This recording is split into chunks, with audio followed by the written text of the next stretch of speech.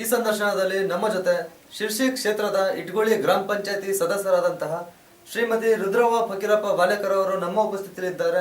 ಅವರಿಗೆ ನಮ್ಮ Indian political national media ಪರವಾಗಿ ಹಾರ್ದಿಕ ಸ್ವಾಗತ. ಸರ್, ತಾವು ರಾಜಕೀಯ ಕ್ಷೇತ್ರಕ್ಕೆ ಯಾವಾಗ ಹಾಗೂ ಹೇಗೆ ಪ್ರವೇಶ ಮಾಡಿದ್ರಿ?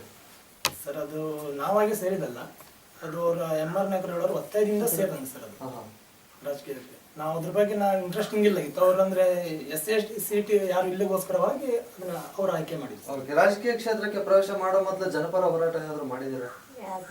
ಇಲ್ಲ ಸರ್, ಯಾವ್ದು ಮಾಡಿಲ್ಲ. ಮತ್ತೆ ಸಂಘ ಸಂಸ್ಥೆ ಏನಾದ್ರು ಭಾಗವಹಿಸಿದ್ರೆ ಮೇಡಮ್ ತಾವು?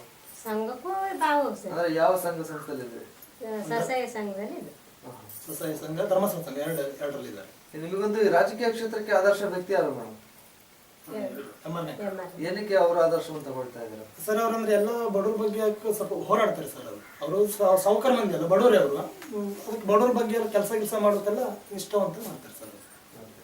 ತಮ್ಮನ್ನು ಹೊರತುಪಡಿಸಿ ರಾಜಕೀಯ ಕ್ಷೇತ್ರಕ್ಕೆ ಯಾರು ಪ್ರವೇಶ ಮಾಡಿದ್ದಾರೆ ತಮ್ಮ ಕುಟುಂಬ ಸದಸ್ಯರಲ್ಲಿ?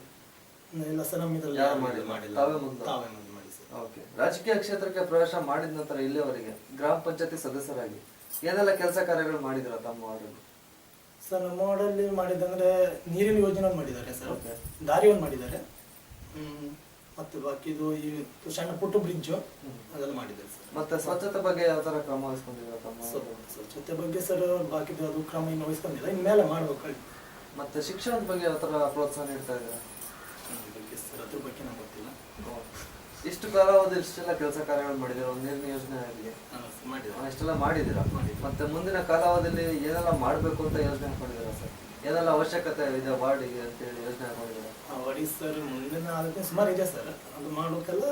ಇನ್ನು ಮುಂದೆ ರಾಜಕೀಯಕ್ಕೆ ಅವ್ರು ನಿಲ್ತಾರೆ ಅಂದ್ರೆ ಮಾಡ್ಬೋದು ಸರ್. ಅವ್ರು ನಿಲ್ಲೋದಿಲ್ಲ ಅಂದ್ರೆ ಏನ್ ಮಾಡ್ಬೇಕಾಗುದಿಲ್ಲ. ಇನ್ನು ಅವ್ರಿಗೆ ಬಿಟ್ಟಿದೆ ಸರ್. ಈಗ ಪ್ರೆಸೆಂಟ್ ಗ್ರಾಮ ಪಂಚಾಯತಿ ಸದಸ್ಯರ ಕಾರ್ಯನಿರ್ವಹಿಸ್ತಾ ಇದ್ದಾರೆ. ಮುಂದಿನ ಮಟ್ಟದಲ್ಲಿ ರಾಜಕೀಯ ಕ್ಷೇತ್ರದಲ್ಲಿ ಯಾವ ಮಟ್ಟಕ್ಕೆ ಬೆಳಿಬೇಕು ಅಂತ ಹೇಳಿ ಅಭಿಪ್ರಾಯ ಇದೆ ಸರ್?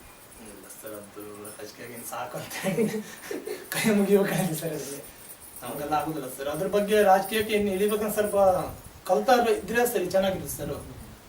ಕಲಿದೇ ಇದ್ರೆ ರಾಜಕೀಯ ಮಾಡೋದು ಭಾರಿ ಕಷ್ಟ ಸರ್. ಓಕೆ. ತಾವು ಗ್ರಾಮ ಪಂಚಾಯತಿ ಸದಸ್ಯರಾಗಿ ಇಷ್ಟು ಕಾಲಾವಧಿಯಲ್ಲಿ ಮಾಡಿರ್ತಕ್ಕಂಥ ಕೆಲಸದಲ್ಲಿ ಜನ ಒಂದು ಹೆಚ್ಚಾಗಿ ನೆನೆಸುವಂತ ಕೆಲಸ ಯಾವುದು? ಜನ ಹೆಚ್ಚಾಗಿ ನೆನೆಸೋದಂದ್ರೆ ನೀರಿನ ಯೋಜನೆ ಸರ್. ನೀರಿನ ಯೋಜನೆ ಈಗಲೂ ಜನ ನೆನೆಸ್ತಾರೆ ಸರ್. ಓಕೆ. ಕೊನೆಯದಾಗಿ ನಮ್ಮ ಮೀಡಿಯಾ ಮುಖಾಂತರ ತಮ್ಮ ಶಿರ್ಸಿ ಕ್ಷೇತ್ರದ ಜನತೆಗೆ ಏನ್ ಹೇಳೋದಕ್ಕೆ ಇಷ್ಟಪಡ್ತೀರಾ? ಸರ್, ಏನಿದ್ದಾರೆ ನಮಸ್ಕಾರ ಅಂತ ಹೇಳೋದಷ್ಟೇ ಸರ್. ತಮ್ಮ ರಾಜಕೀಯ ಜೀವನ ನಮ್ಮ ಮುಂದೆ ಹಂಚಿಕೊಳ್ಳೋದಕ್ಕೆ ನಮ್ಮ ನ್ಯಾಷನಲ್ ಮೀಡಿಯಾ ಪರವಾಗಿ ಹಾರ್ದಿಕ ಧನ್ಯವಾದ.